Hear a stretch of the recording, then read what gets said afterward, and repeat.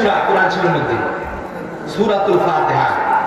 যে এমন একটা সূরা যে সূরাটা শিক্ষার জন্য কারো কাছে যাওয়া লাগে না। কারো কাছে যাওয়া লাগে? কারো কাছে যাওয়া লাগে না। এই সূরাটা শিক্ষা একদম সহজ। শুনতে শুনতে ইমাম সাহেবের কেরাতে শুনতে শুনতে শুনতে শুনতে 10 দিন 20 দিন 1 মাস 6 মাস শুনতে শুনতে একেবারে শুদ্ধ হয়ে যাবে। আলহামদুলিল্লাহি রাব্বিল আলামিন। প্রতিদিন শুনতেছেন, আপনার মুখস্থ হয়ে যাবে। প্রতিদিন শুনতেছেন, আপনার মুখস্থ হয়ে যাবে। এত সহজ সূরা। আরেকটা সূরা কোরআনে কারীমের মধ্যে সূরাতুল ইখলাস, সবচেয়ে সহজ সূরা। এই সূরাটা মুখস্থ করার জন্য কোনো হুজুরের কাছে যাওয়া লাগে না, কোনো মাদ্রাসায় ভর্তি হওয়া লাগে না। সূরাতুল ইখলাস 3 বার পাঠ করেন, 1 খতমের নেকি পাইবেন। বলেন সুবহানাল্লাহ। 3 বার পাঠ করলে 1 খতম। সকালে 3 বার পাঠ করেন, বিকাল বেলায় 3 বার পাঠ করেন। সূরাতুল ইখলাস পাঠ করেন। কুল হুয়াল্লাহু আহাদ আল্লাহুস সামাদ লাম ইয়ালিদ ওয়া লাম ইউলাদ ওয়া লাম ইয়াকুল লাহু কুফুয়ান আহাদ। সহজ। কোন মাদ্রাসায় ভর্তি হওয়া লাগে না, সব মানুষ পারে। পারে কিনা? আর হচ্ছে নবীজি সাল্লাল্লাহু আলাইহি ওয়াসাল্লাম বলেন, যে ব্যক্তি 5 ওয়াক্ত নামাজের পরে আয়াতুল কুরসি পাঠ করবে। আয়াতুল কুরসি, আয়াতুল কুরসি কার কার মুখস্থ আছে? দেখি তো বলেন। আয়াতুল কুরসি, যে ব্যক্তি 5 ওয়াক্ত নামাজের পরে আয়াতুল কুরসি পাঠ করবে, ওই ব্যক্তি জান্নাতে যাইতে একমাত্র বাধা তার মৃত্যু। মরার সাথে সাথে সে জান্নাতে চলে যাবে। মৃত্যুর সাথে সাথে জান্নাতে চলে যাবে। 5 ওয়াক্ত নামাজের পরে আয়াতুল কুরসি পাঠ করলে। করবো তো? কে কে পড়বেন? আসলে তো আয়াতুল কুরসি বাস একটা আমল করলে যথেষ্ট। আমল কথা বলবো, পারবেন তো? আর একটা আমল কথা বলবো। আচ্ছা, যে ব্যক্তি নাকি 5 ওয়াক্ত নামাজের আগে ওযু করবে, ওযু নামাজের আগে ওযু করবে, ওযুর পরে একটা দোয়া আছে, এই দোয়াটা পাঠ করবে। আশহাদু আল্লা ইলাহা ইল্লাল্লাহু ওয়া আশহাদু আন্না মুহাম্মাদান আবদুহু ওয়া রাসূলুহু আল্লাহুম্মা জাআলনি মিনাত তাওয়াবিন ওয়া জাআলনি মিনাল মুতাতাহহিরিন। ওযুর পরে যে ব্যক্তি কালিমা শাহাদাত আর এই দোয়াটা পাঠ করবে, সঙ্গে সঙ্গে আল্লাহ পাক তার জন্য জান্নাতের 8টা দরজা খুলে দেন। বলেন সুবহানাল্লাহ। সে যে কোনো দরজা দিয়ে সে জান্নাতে যাইতে পারবে। কি করলে? ওযুর পরে এই দোয়াটা পাঠ করলে। ওযুর পরে এই দোয়াটা পাঠ করলে। এখন শুধু ওযু করবেন না নামাজ পড়বেন? ওযু করতে হইব, নামাজও পড়তে হইব। না ওযু করবেন না, নামাজও পড়বেন না, শুধু দোয়া করবেন। কাজু হ্যাঁ, ওযুর পরে এই দোয়াটা পাঠ করবো। কত সুব্যবস্থা, সুন্দর ব্যবস্থা।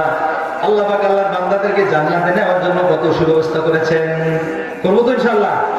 ওযুর পরে আরেকটা আমলের কথা বলবো। আমলের কথা বলি, জান্নাতে যাওয়ার সহজ আমল।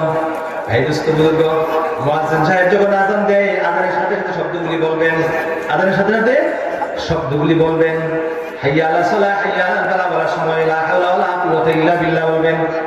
অনেকেই যে আশহাদু আল্লা ইলাহা ইল্লাল্লাহ বলার সময় কি দুরূদ শরীফ পড়ে, আর মুখে সুমা দেয়, সুমা দিয়ে চোখে লাগায়। এটা বিদআত। সুমা দেওয়া বিদআত এবং চোখে লাগানো বিদআত। আযানের ভিতরে মাঝখানে দুরূদ শরীফ পড়া, এটা বিদআত।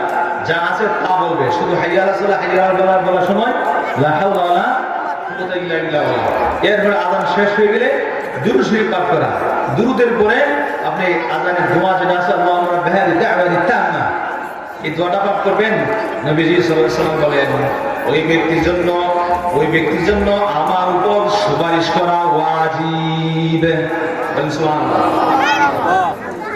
অর্থাৎ যে ব্যক্তি আযানের পরে দুরূদ শরীফ পড়বে, আযানের শব্দগুলো উচ্চারণ করবে, দোয়া পড়বে, দুরূদ শরীফ পড়বে, নবীজি সাল্লাল্লাহু আলাইহি ওয়াসাল্লাম তাকে সুপারিশ করে জান্নাত পর্যন্ত পৌঁছায় দিবেন। কথা ঠিক কি না? হ্যাঁ, এই আমল করবো। করবো তো ইনশাআল্লাহ। তাহলে কয়টা আমল কথা বললাম? আয়াতুল কুরসি পাঠ করবেন, ওযুর পরে দোয়া করবেন, আযানের দোয়া করবেন, ঠিক আছে? আর হচ্ছে 5 ওয়াক্ত নামাজ জামাতের সাথে তাকবীরুল্লাহ সহকারে আদায় করবেন। 5 ওয়াক্ত নামাজ জামাত সহকারে, তাকবীরুল্লাহ সহকারে। তাকবীরুল্লাহ সহকারে পড়লে আপনি দুনিয়াতে জান্নাতের সার্টিফিকেট অর্জন করতে পারবেন। জান্নাতের সার্টিফিকেট অর্জন করা সহজ। অনেকেই জান্নাতের সার্টিফিকেট অর্জন করতে চায়। কিভাবে করবেন আপনি? কত সহজ। জান্নাতের সার্টিফিকেট 40 দিন ধারাবাহিকভাবে আপনি যদি 5 ওয়াক্ত নামাজ তাকবীরুল্লাহ সহকারে আদায় করেন, আপনার জন্য জান্নাতের সার্টিফিকেট। মুনাফিকি থেকে মুক্তি এবং জাহান্নাম থেকে মুক্তি। মুনাফিক থেকে মুক্তি, জাহান্নাম থেকে জান্নাত সার্টিফিকেট। কত বড় সুবিধা সুযোগ আল্লাহ পাক করে দিয়েছে।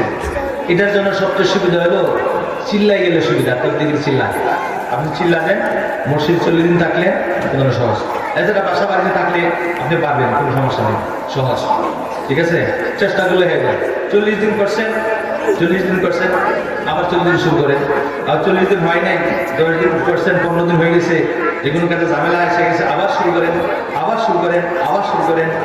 একবার না পারলে আবার দেখুন, চেষ্টা করেন। চেষ্টা করতে করতে একবার হয়ে যাবে, বারবার চেষ্টা করবেন, হয়ে যাবে ইনশাআল্লাহ। ঠিক আছে, আল্লাহু আকবার। যা বলতেছিলাম, হক জিনিস চিনা, কি চিনা? হক জিনিস চিনা। হক জিনিস চিনলেই আল্লাহ তাআলা আমাদেরকে কি দিবেন? জান্নাত দিবেন। দ্বীন ধর্ম বুঝার জন্য আল্লাহর কাছে সবসময় দোয়া করতে হবে। ইসলাম ধর্মটা বুঝার জন্য আল্লাহর কাছে দোয়া করতে হবে। ধর্মকে সবচেয়ে বেশি অবহেলা করে, ইসলামটাকে নিয়ে সবচেয়ে বেশি অবহেলা করে। এই রাজনীতিটা দেখেন, রাজনীতিক বক্তব্য দেয়, বিসমিল্লাহ বলে না, আলহামদুলিল্লাহ বলে না, নেতার প্রশংসা করে। কার প্রশংসা? নেতার প্রশংসা। আচ্ছা, আল্লাহ পাকের প্রশংসা করলে সমস্যা কোথায়? আল্লাহর প্রশংসা করলে সমস্যা আছে? হ্যাঁ, তার আল্লাহর নাম নেই না, বলে আমি করেছি, আমি করেছি, আমি করেছি। আল্লাহ করেছেন এই কথা বলতে তারা রাজি না। বিসমিল্লাহ বলতে চাই, আলহামদুলিল্লাহ বলতে চাই, আল্লাহ করেছেন বলতে চাই। ধর্মকে অবহেলা, শাস্তি হবে, কঠিন শাস্তি হবে। কথা বুঝে আসছে? আল্লাহ পাক আমাদের সকলকে আমল করার তৌফিক দান করুন ইনশাআল্লাহ।